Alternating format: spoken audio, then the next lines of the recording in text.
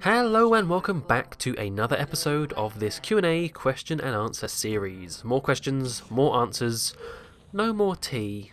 Oh, I didn't make a cup of tea. Ah, well, we can live without it. So let's move on straight away to the first question, because you know there's some gameplay footage in the background, but we don't care about that. Treat these as a podcast, really, and just listen to me waffle, if you want. The first question is from, once again, Larry Rude Dude. In fact, there's quite a few he asked, it seems, so he'll be reappearing later in this episode. Larry Rude Dude asked, would you consider Let's Playing any of the Harry Potter games? Preferably the first three. I've said this in the past. Actually, it wasn't too long ago, but still, I have said this in the past about any questions that are like, would you ever Let's Play this or that or X game or will you ever think about doing this? My honest answer is I don't know. I really don't put that much thought into what I Let's Play now. At least not much forethought. It used to be when I first started doing YouTube stuff and making videos, I had a list in my mind of games I wanted to play because they were childhood games that I thought would make for good content. So that was The Simpsons Hit and Run, Simpsons Game, Destroy Humans, and things like Time Splitters Future Perfect. And as I've done them, and as I've done more series, and that list has dwindled, I've crossed them off the list now. I now put less thought into what I Let's Play because I don't know. I don't know. If I see a game and I might play it for a little while and see what it's like, but yeah. So any questions that are like this, and any future questions, anyone thinking about asking a question, have you ever thought about Let's Playing this or that or whatever? The answer is probably no. It's probably no, I haven't, because when it comes time to do a new Let's Play, I don't usually plan it very much in advance. Sometimes I do, but rarely I do. So, Harry Potter games. I did play the first Harry Potter game on PS1. Well, it was an emulator, but I did do that for PlayStation 1 week a couple years ago. And it was a fun game for the 45 minutes or an hour that I played of it. I don't know if I'd Let's Play it though. I really do want to Let's Play a PS1 game at some point on my channel. I don't know what one, but I've wanted to ever since I started, really. Because that's, I Let's Play PS2 games as my childhood games, but really, if we're actually thinking back, my childhood games were PS1 games. So no, I don't know whether it'll be Harry Potter though, and I really haven't played any other ones apart from the first one, and maybe a little bit of the second one, Chamber of Secrets. Did they make a game for the third one? They must have. There's a game for everyone, isn't there? So I haven't considered it, is the answer. No. But then I haven't considered anything. Right, another question from Larry Rude Dude is, would you also consider making a more permanent series in which you review products and or movies? Okay, so like a side series focusing on products or movie reviews? Well, I don't know about products, but I have done a couple of movie reviews. Well, I say a couple. I've done quite a few of the Bond ones, obviously the James Bond ones, which I haven't finished yet, but I will. My James Bond review series, which is up to, at the time of recording, Licence to Kill. And that's been really good. I'm really pleased with how those reviews went. But I think I had so much fun making them because they were James Bond and not really because they were films. So what I mean by that is I don't think it would extend into reviewing like films in general. I've mentioned how I do a radio show at my university where we review films, and what I've realised by doing this radio show is that I'm very basic when it comes to reviews, really. I can talk a lot about James Bond because I know about James Bond, and I can reference the series and the character and the plots and all that sort of stuff. But with other films in general, I'm very basic when it comes down to reviews. There are a couple of others who do their review show with me who are film students, and they can talk a lot about the director and their motivations and their methods, and they can talk more about the actors and the themes and all sorts of stuff. They can get. I don't do that. When I watch a film and I review a film, it's like basically, did I think it was worth it? Could I have watched it at home and not necessarily at the cinema? So I don't think I'd actually be very good at reviewing movies. I just do it at university because it's fun. But I don't know whether I'd enjoy making videos about it.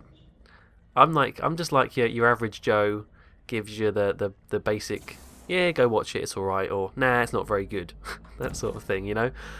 Products, however, I don't see. I don't really. I don't. Products is such a wide, like, vague term. What would it be? What like gadgets, or because I don't buy much stuff really. I mean, well, I do buy a lot of stuff, but I shouldn't really waste money. But I don't buy many electricals and things like that. It's mainly books or games to play on the channel or live stream. So I don't really think I'd have enough stuff to do those sort of videos. And also, it doesn't really interest me, to be honest. I wouldn't want to. This is going to sound weird because I'm going to say the word brand, but I don't mean it actually in the word brand. But doing such a thing would, in a way, weaken the brand of my channel. And what I mean by that is, people come to my channel to see video game let's plays, walkthroughs, live streams, stuff like that, Minecraft, and every now and then James Bond review or something like that where I do randomly. But if I started doing like too much random stuff, I started doing movie reviews in general, and then I started doing unboxing videos, and then I started doing an iPhone 7 review. You know, it would weaken the core of my channel, and then people might not come to see that. They come to see this, but then they don't find that, and they get annoyed, and then people are saying, well, where are these videos? And not that I have that many viewers and subscribers, but you get the point. I think it's why a lot of people, they make separate channels. They would have a channel, which I don't like either, but they would have a channel for gaming, and then a channel for vlogs, and then a channel for reviews, you know, that sort of thing. And so I think, again, my answer is probably no. I haven't really considered it. I do like making the James Bond movie reviews, but that's only because they're really James Bond, and I don't think I'd like to do it for films in general. I like watching the reviews though. But yeah, thank you very much for the questions, Larry. I think there's some more coming up later on. So we'll move on to Hans once again, who asks, what is your best piece of art, and when did you start with the art stuff? So the first part of that question, what's your best piece of art? That is a very tricky question, because I haven't seen a lot of my own art for a long time. Like I said, maybe last episode, a lot of it is in the attic or in the loft, and kind of all taped up and sealed up so it doesn't, you know, get too dirty and rip or whatever. I haven't seen a lot of it for a long time, and I haven't seen a lot of it in my own art books as well. So I don't actually know. I know that from other people's opinion, there was one piece that a lot of other people seemed to like. I didn't actually think it was that good, but it got the teacher gave me a good mark for it, and a lot of other people, at the end of the year, at my school, we have a little gallery, a little exhibition where everyone puts up their main pieces of art they did that year in the class, and then parents and teachers come around, and it's like a little kind of exhibition evening with drinks and snacks and nibbles and things. And a lot of people seem to like one that I did, which was of I live near the sea, so I did lots of seascapes, and I did one of like these big heavy waves crashing against a pier, like a stone wall pier, and I was channeling my inner Joseph Turner, and I think it came out alright, but I wasn't happy with it in my own mind. I thought I could have done better, but other people seemed to like it. They were like, oh, yeah, you got really good texture there, Joe, of the waves and the crashing and the foam and the spray. I wish I could show you it, but I don't actually think I have it. I think I left it at school, and it's probably gone now. They probably chucked it out. Oh, that's sad. I should have got it. I know that it was the reason why I didn't take it from school when I left school was because it was on the wall. They put it up on the wall, and it was like, oh, well, if it's there, then that means like other students can look at it. And I remember going back there one time to visit my old school, my old art teacher, and there was a student who actually was inspired by my piece on the wall. And I was like, oh, I inspired another student. Isn't that nice? But I think that's probably gone now. That was quite a few years ago. So my best piece of art, I don't know. Maybe sometime I'll do a video where I can show some. I'll get it all out of the attic, and I can have a nice kind of re-look at it, and maybe take some pictures, and maybe I'll make a video about it. Maybe. But the second part of the question, when did you start with the art stuff? That, again, when I was very young, I've always remembered doing drawing and stuff. I've always remembered, maybe it's because I started at a young age, I've always had a bit of a knack for it. Everyone has a particular skill, and mine was like doodling and drawing, and that sort of progressed, and so I remember watching, I've mentioned about British TV shows, but things like Smart and Art Attack, Fingertips, all those children's shows on CITV and CBBC, I used to watch when I was, ever since I was like 7, 8, 9, 10. So it's always been something I've done, is draw. It's always been something I've really enjoyed, even back in primary school, I remember. So yeah, it must have been at least, 6, 7, 8, 9, that sort of age. So a long time. I really should get back and do it more often, but I just never find the time. That's bad, I really should. Anyway, thank you for the question, Hans. The next one is from Sean King, and it is, here we go, would you ever consider doing a Let's Play of the game Bully and or Spider-Man the movie game for the PS2? Well, I've kind of already answered this. No, I haven't. I mean, I really enjoyed live streaming Bully with Gary and Petey and all those weird characters. It was fun. I really don't like the lesson mini game stuff in that game though. Doing the English and doing the anagrams and doing the quick time events for chemistry or whatever. That ruins the whole flow of the game for me when it's like, oh no, we're gonna be late for class. I know that's the point of it. You're supposed to be in school, but I don't think I liked it live streaming for a couple of hours, but I don't know whether I'd like a whole series of it. And Spider-Man the movie game, I think I played Spider-Man. I definitely remember playing one Spider-Man game where you start on top of a building and you get like the little spider token thing. Was that Spider-Man 2 or what? I don't know. I've never really played Spider-Man games, so I probably wouldn't do that either. As I said before, don't really plan that much ahead for Let's Plays. So I'm sorry about that answer, Sean King, but that's all I got.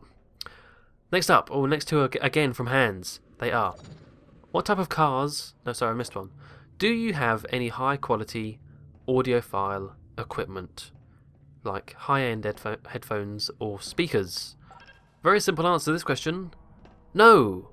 I'm not an audiophile person. I think it kind of stems from the... I think I had this... Was there a question before about headphones? There was, wasn't there? So, no. I just kind of use whatever I use. If it sounds good to me, then I'll keep using it. If it doesn't, I'll change it until it breaks or whatever. Microphone, we all know what that is by now. Snowball Blue Ice, or Blue Snowball Ice rather. But no, never really fussed too much about audio stuff. Not really. And the second question from Hans, actually it's the third now, is which type of cars do you like? Shape, size, anything at all? Okay. Well, I don't drive. I have my provisional license, so I can learn to drive, but I haven't actually bothered yet. Because I figured, and I stand by my decision. As soon as you can learn to drive, at 17, you can start taking lessons and whatever. Most people, or a lot of people, would then go to university. So what happened in the case with my circle of friends and people I knew is they'd take their lessons just before they finish college, or it would be, or A-levels over here. No, not college. Yeah, no, it would be college, wouldn't it? I don't know. I always get confused with American systems. When you're 17, 18, anyway. So they just before they're going to university, they do their test, they pass the test, they get their license, but then they go to university. And they go to university and do a 3-year, a 4-year course where they probably don't have to drive. They'll probably live on campus, obviously, for the first year, and then they'll live somewhere near university for the second and third years. They won't drive. Too expensive to drive. You've got your car, you've got your insurance, you've got your tax, you've got everything. It's too expensive, especially for a student. So, what happens? They've done their test, they've learned, and they have to wait 3 years to actually go and get a car and start driving, if not more. So I just figured, with all the stress of exams and stuff and worrying about university, why bother adding more on about learning to drive? I'll just do it afterwards. So I will do it afterwards. I haven't graduated yet, but when I do, at some point down the line, I will learn to drive. But that's not the question. The question is, what car would I like? The reason why I said all that is because I don't really know much about cars and I don't really think about them too much. But I suppose if I have to answer this question, I like red cars. I like not too big, but not too small. Not too hot, but not too cold. I really don't know what type of cars I like. What type of cars do I like in GTA? I like classic cars, let's say that. I like classic cars. I really can't think of any names now, though. You know what I mean, though? Like, really smooth lines and tail fins and big headlights and flashy and... yeah, something like from, say, like the cars you see in the backgrounds of films set in like the 50s and the 60s. I like those sort of cars. Not that I drive one now, but that's the cars that I do like, I suppose. Yeah, we'll go with those. Okay, so thanks for the questions, Hans. We're going to go on to Larry Rudude. What would be your choice of weapon during a zombie apocalypse? Now, could I be interesting and could I be a bit funny and think outside the box and say that my weapon of choice would be a boat? Does that count as a weapon? Probably not. But I would like to get away into the sea. Because zombies can't swim. They would just walk, right? Walk into the sea. If they were really going to go after me, if they saw me go off in a boat and they were following me, they'd walk into the sea. They wouldn't drown because they're dead, but they would get to the seabed and there would still be force and resistance against them. They'd probably just fall over, I'd imagine. Either way, it'd be very tricky to get to me if I was in a boat, just in the middle of nowhere. But if we're actually talking proper weapons, I don't think I'd want a gun because it'd run out of ammo eventually, and I don't know how to shoot a gun, so probably end up shooting my own foot. So it'd have to be like a melee weapon, but one that I don't have to get close enough to them where they could bite me. Maybe a spear or a lance. I don't know. Honestly, in a zombie apocalypse, I would die very quickly. Probably. Well, definitely. I would die very quickly. So no weapon would help me, really. But I would say a long-range melee weapon, if I had to go with one. Maybe someone can suggest one for me. Alright, last question is, again from Larry. This is a nice one. What's your idea of a perfect Sunday? Okay, so perfect Sunday would be something like, you know, a lot of people would say sleep in, relax, rest, don't do much. It's God's day, you know, the day of rest. He's built the universe and earth and everything. Now it's time to rest on the 7th day. Not me. Screw you, God. I don't think I'd like to rest. It's weird because when I was working at my placement year at university, well, not at university, but stemming from university, and I'd work from Monday to Friday, God, you just cherish the weekend. You cherish it dearly.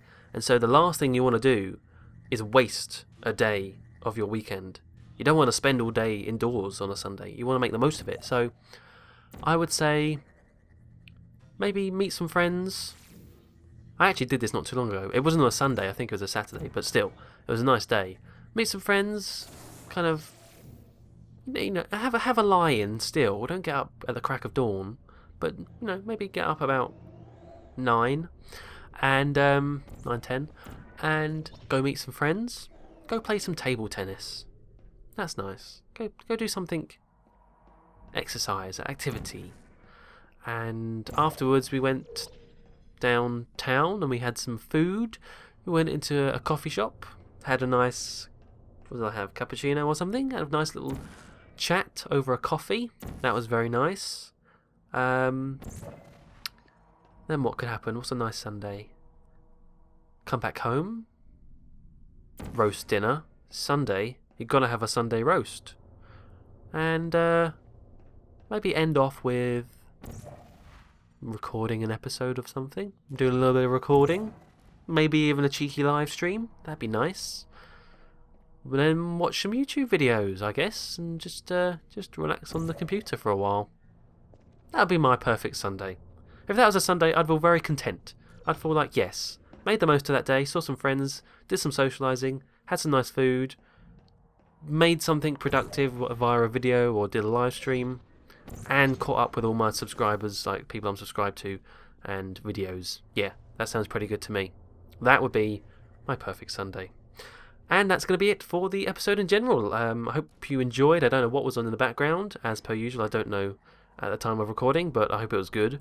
Thank you all very much for your questions, mainly Larry Rude Dude, Hans, Sean King, and Beefcake Simulator. This was your episode, guys. And again, if you have any questions to ask me, submit them using the link in the description, which will take you to a Google form. Type in the question, type in your name so I can credit you, and click submit. And I will soon be answering them in a future video. But until then, thank you very much for watching, and goodbye.